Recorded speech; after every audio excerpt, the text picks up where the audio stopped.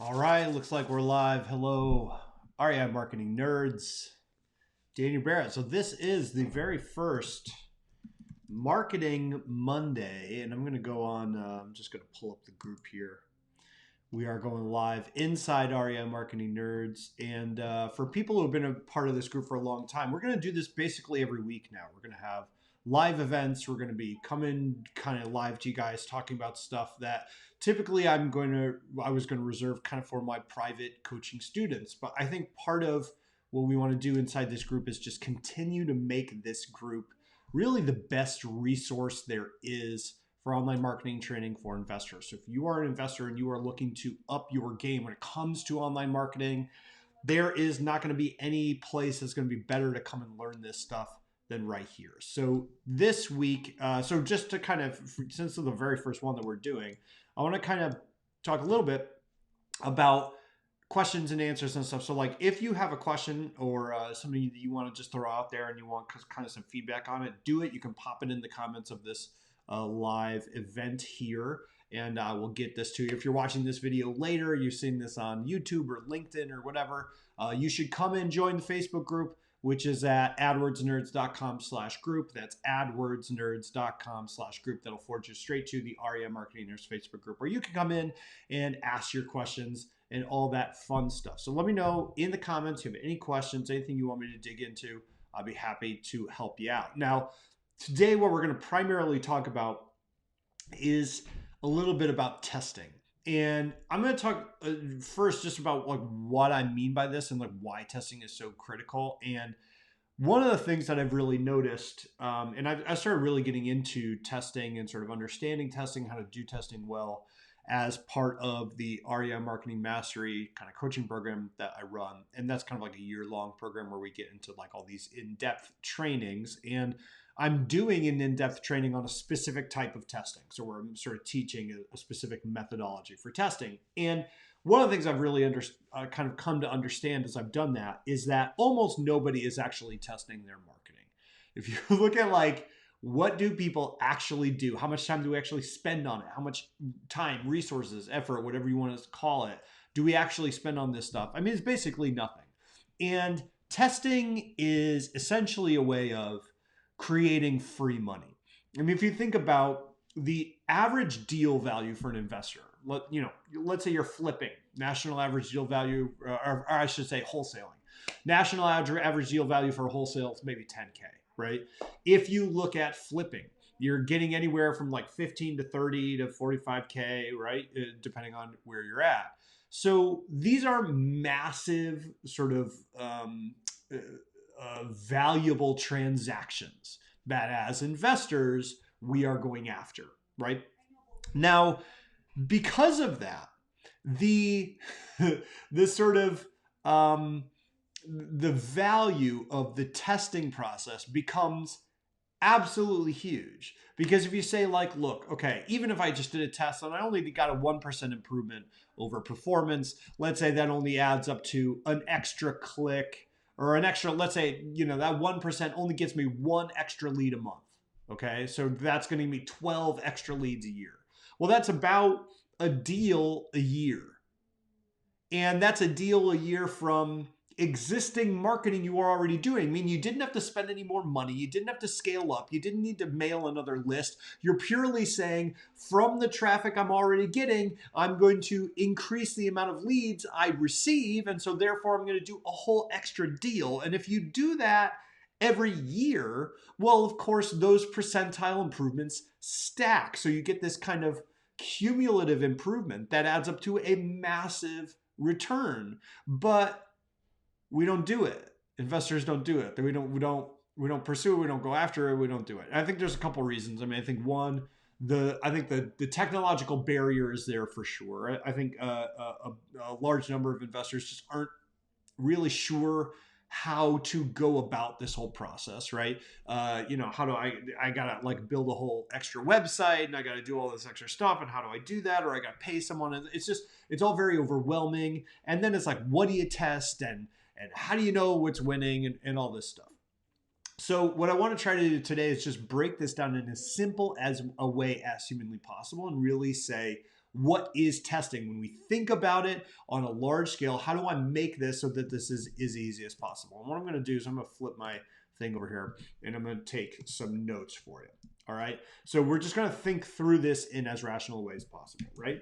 If we want a process, a testing process that is both scalable and repeatable and something that's going to be maximal kind of impact on my business. What do I actually mean by that? Well, there's really only a couple steps, right?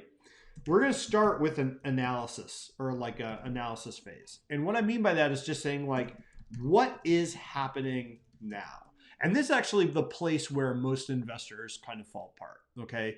When it comes to like getting your own numbers and understanding your own numbers, like how much traffic do you actually get on your website, how many people actually contact you, it's actually more difficult for a lot of people than you would expect. And a lot of people kind of get thrown off the rails at that point. So what I would say is like, even if you do nothing, you do no testing whatsoever, becoming aware is really valuable in and of itself.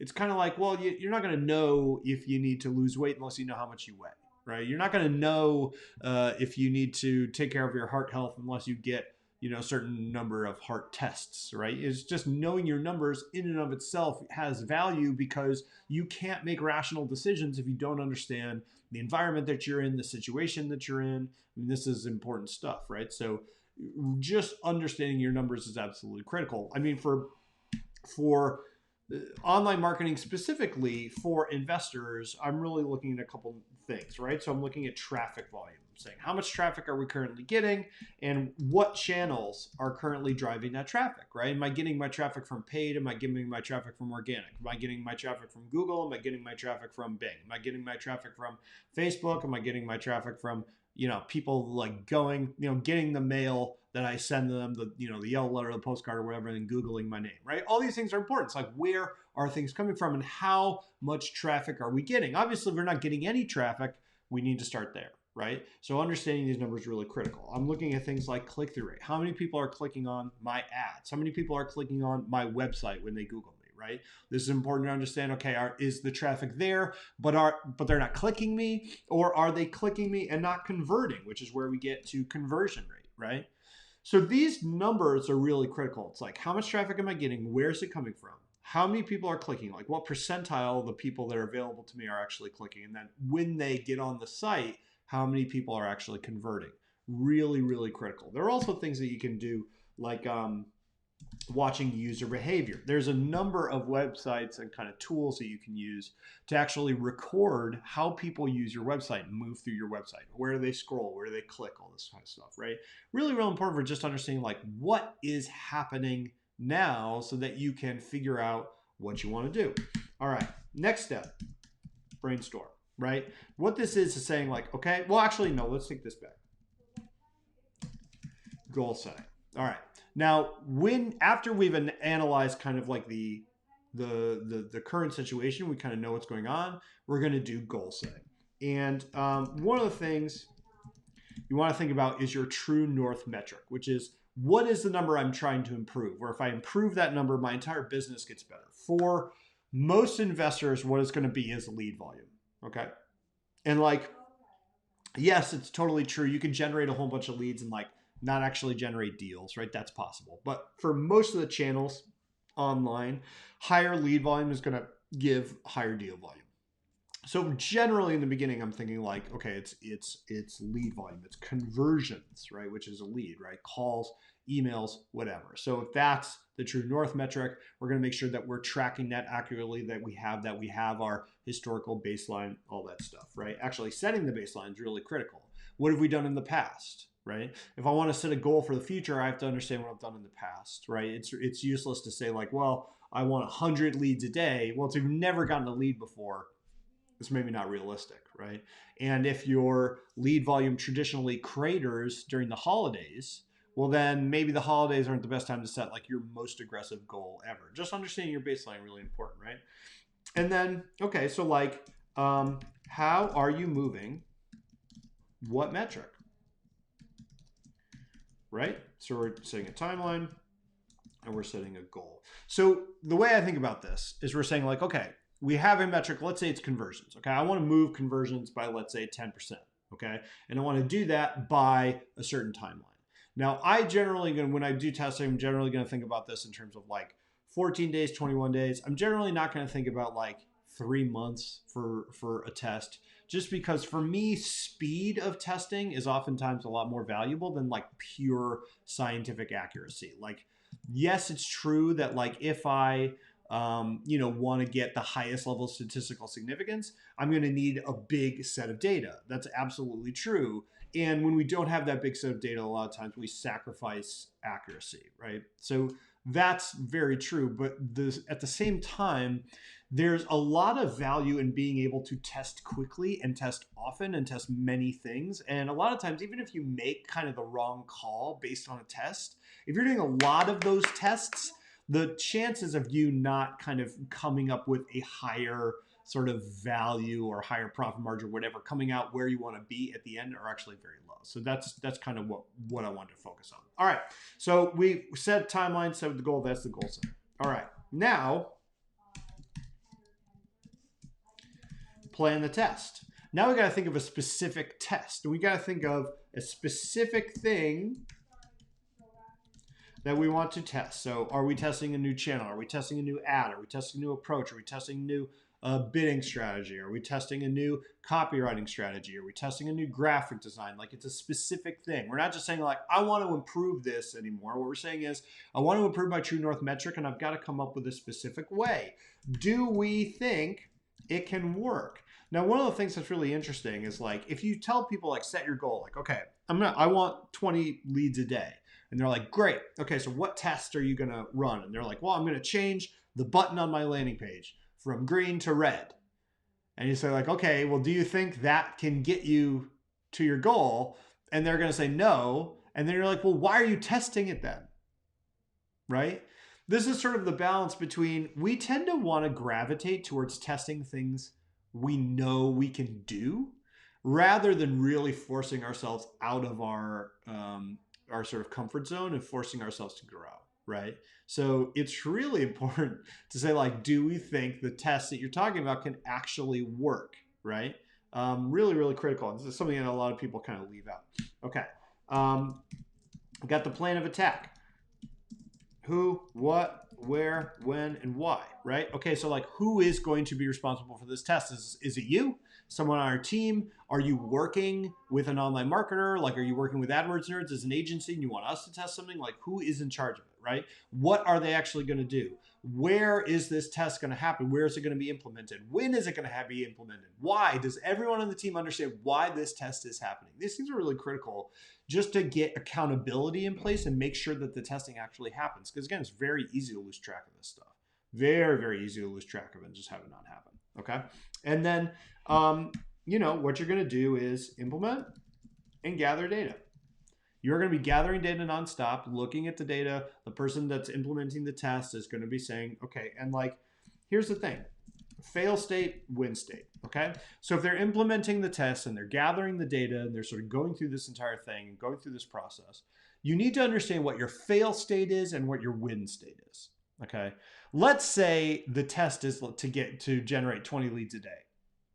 Big goal, big audacious goal, right? And you generate 2 leads a day. Is that a failure or a win? Like, what is the explicit state at which you know a test didn't work? And what is the explicit test state in which you know the test did work? Because if it's incremental, is that something that you're interested in or something that you view as a failure? You got to know that stuff, because what's going to happen is after you put in the effort, there's always going to be the urge to rationalize what happened, look back and either view it in an overly positive or overly negative light. So you need to establish this up front. So you say like, I know what is a fail state, and I know what is a win state, and I know how to decide whether I'm going to implement this long-term or not. Okay. And then once you've done that, right? If we go through, we've got analysis, right? What is happening now? We've got goal setting, right? Let me go back here. We've got goal setting. Whoops. What do I want to happen? Okay. Then down here, we've got plan the test. How will it happen? Okay. Oops. Okay. Now, we are back down in analysis. What is happening now? We come right back to the beginning and we say, what is happening now? Except now we have new data from our test to go back and decide how did it work, right? So this is the sort of core. You can picture this as like a rotating sequence. This is something that you're constantly going through. And the goal, I think, if you really want to make this a big part of how you grow your marketing, how you grow your real estate investing business, this is something you're going to try to do every couple of weeks, every week, every month. You want to have a tempo, sort of a sort of pace that makes the most sense for you. And if you can do that, what you can do is have a really systematic way of implementing, testing, and positive changes in your investing business. Again, this doesn't have to be something that you do. It can be something that you work with. Like if you're working with someone like us, right? We constantly are going through this process. If you have someone on your staff or someone on your team, they can constantly be working on this process, right? It's something that you don't have to necessarily do yourself. And I think so many investors, they hear about this kind of thing and they just feel like, oh, it's going to take me forever. It's going to be so much work. It doesn't have to be. If you could set up the system, set up the process within your team, then the team can constantly be improving itself without you. And that's an incredibly powerful place to be. So that is the whole deal with testing. And I'm going to post these notes kind of in the post, but think about like analysis, goal setting, planning, and analysis. Just constantly rotating through this thing, right? I should say there's a second here thing, or a third step here, that's execution, which I left it out because I was kind of like kind of assuming that it was in there, but obviously you're going to be actually implementing, right? But this kind of process is incredibly powerful. And again, if you set this up and start it running within your business and you get it set up so that it's running without you, whether you're in the office or not, your business can be getting stronger and stronger and stronger and more and more and more profitable, whether or not you are actually in the driver's seat. It is a virtuous cycle that once you create the process can basically run itself as long as you put smart people in charge of that. So really think about this and think about how you might be able to implement it. You can implement this in your direct mail. You can implement it in cold calling. You can implement it in on the phone, like conversations with sellers. You can implement it face-to-face sales. You can implement it in SEO, PPC, Facebook ads, whatever you are doing, Bing ads, YouTube ads, Reddit ads, whatever you want to do to get motivated sellers. There's something that this process can help and improve. And I hope that is massively, massively useful. It doesn't look like I have any questions today. Guys, I'm going to do this every Monday. So let me know if you have any questions, anything you want me to cover. Let me know, hit me up, leave a comment. And if you're not a part of this group yet, I don't know what you're doing, AdWordsNerds.com/group, go join and we'd be happy to have you. All right, everybody, talk to you soon. Bye-bye.